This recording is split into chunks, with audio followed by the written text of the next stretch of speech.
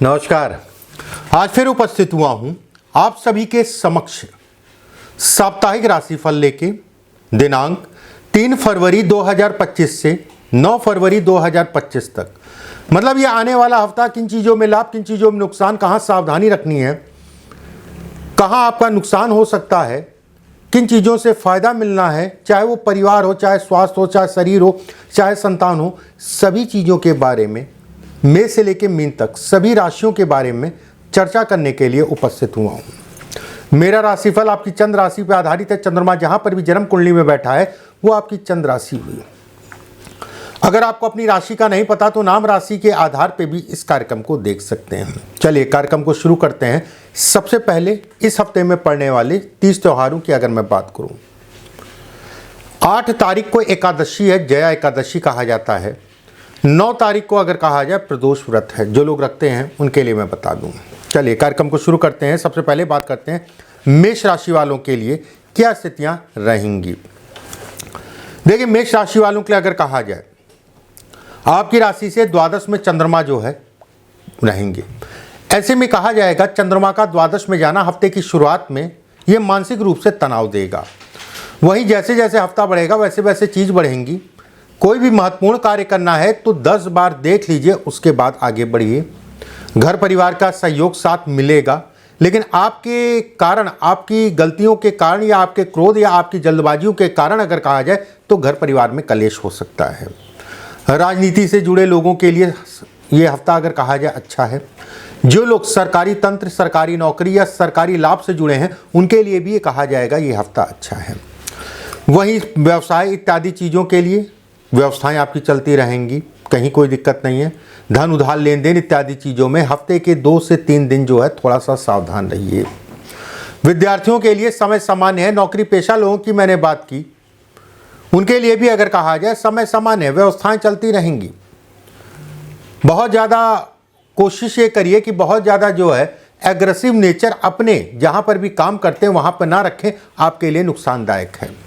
मेष राशि वालों के लिए 5 तारीख और 6 तारीख अच्छी है। सावधानी 3 और 8 को रखनी है। लेकिन नंबर की बात करें, नंबर 9। वृषभ राशि, राशि से लाभ भाव में चंद्रमा का गोचर। ऐसे में कहा जाएगा हफ्ता थोड़ा सा उतार चढ़ाव रहेगा हफ्ते में। फिर भी धन के लिए, काम इत्यादि चीज़ों के लिए सामान्य है। वाद विवाद से अपने आप को बचा के चलें। किसी भी प्रकार का स्थान का परिवर्तन करना, चाहे वो विदेश यात्रा हो या अपने घर से दूर जाके काम करना चाह रहे हैं, उन सभी चीज़ों के लिए बहुत बेहतर समय नहीं कहलाएगा। थोड़ा सा सावधानी मांगता है। क्रोध पे नियंत्रण करके चलिए, जल्दबाजी मत करिए। थाना पुलिस या वाद विवाद, कोर्ट कचहरी, इन सब चीज़ों से अपने आप को बचा के चलिए। अगर कोई चल रहा है तो सावधानी बरतिए।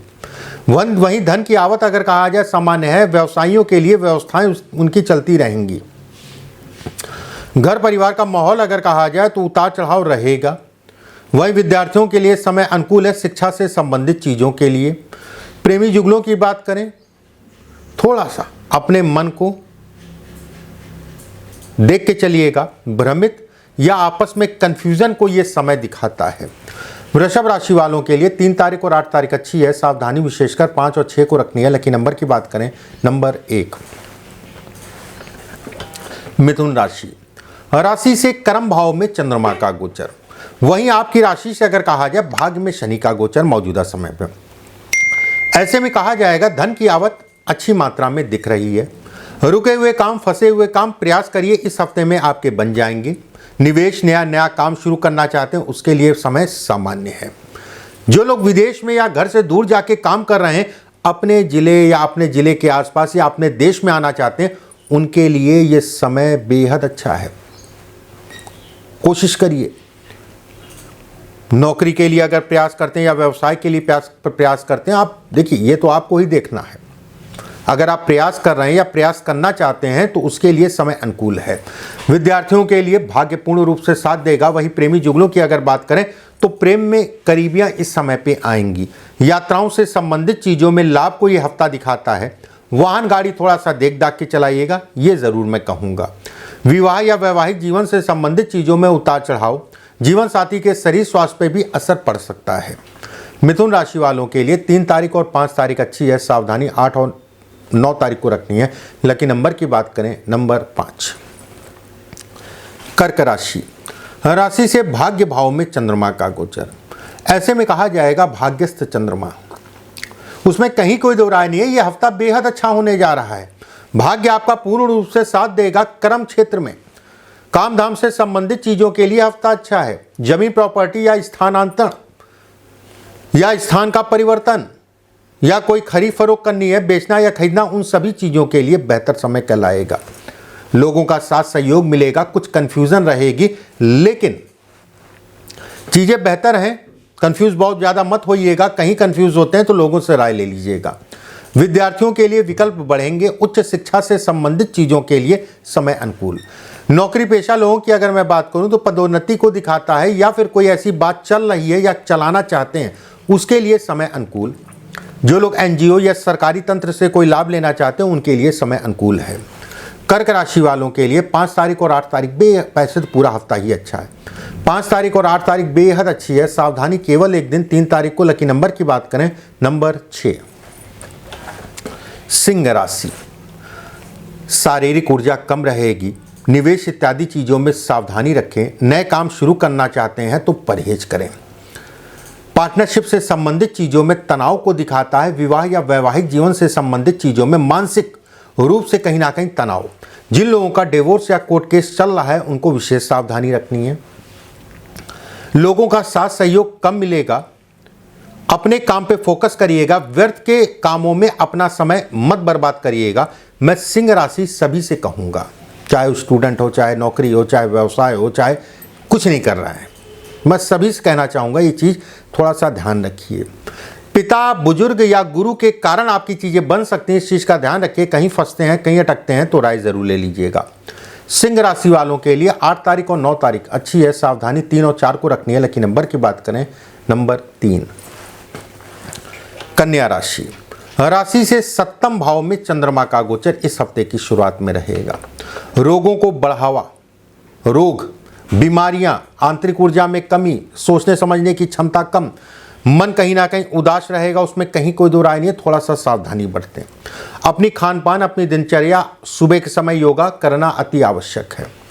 धन की आवक व्यवस्थाएं अगर कहा जाए सुचारू रूप से थोड़ा फ्लैक्चुएशन के साथ चलती रहेंगी।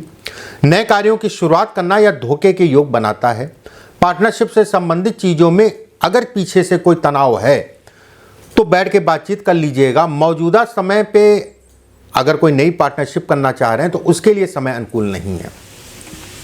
अगर पीछे से तनाव है तो बैठ के बातचीत करिए। कुछ चीज़ें हल कहीं ना कहीं होगी, कुछ ना कुछ रास्ता निकलेगा। सरकारी तंत्र, सरकारी वाद विवाद से अपने आप को बचा के चलें। विवाह या वैवाहिक जीवन में अपने जीवन साथी के प्रति थोड़ा सा जागरूक रहें। एक बात, वहीं पे अगर विवाह हो चुका है तो जो लोग संबंध बनाते हैं कि शादी हो रखी उसके बाद भी जो है पराई नारी, उनके लिए समय बिल्कुल भी ठीक नहीं है। विपरीत लिंगियों से ये हफ्ते में कहीं ना कहीं नुकसान है, थोड़ा सावधान रहें।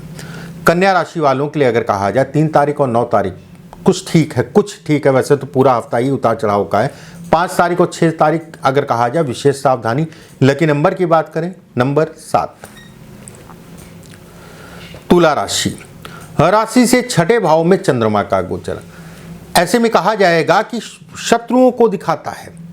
कर्ज से संबंधित, वाद विवाद से संबंधित, यात्राओं से संबंधित इन चीजों में लाभ है। कोई वाद विवाद है तो तनाव कम होगा। कर्ज से संबंधित चीजों में विकल्प आपके खुलेंगे। मैं ये थोड़ा कहूँगा कि एक हफ्ते में कर्ज उतर जाएगा। हाँ, अगर सोच रहे हैं देने की व्यवस्था है तो कहीं ना कहीं से अटक रही थी बातें तो ये हफ्ता उसके लिए अच्छा है। लेकिन कर्ज से संबंधित चीजों में तनाव भरपूर मात्रा में चल रहा है, कोई विकल्प नहीं मिल पा रहा है, तो विकल्प मिलने के लिए ये हफ्ता बेहद अच्छा है।